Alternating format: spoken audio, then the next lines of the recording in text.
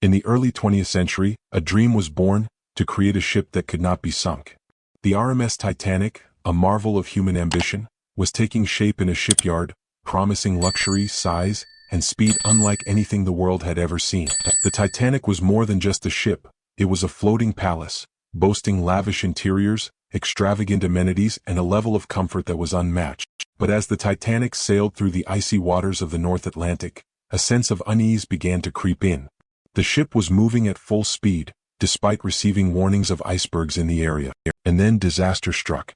The Titanic had collided with an iceberg, and the supposedly unsinkable ship was taking on water at an alarming rate. In the engine room, the engineers fought to save the ship, but it was a losing battle.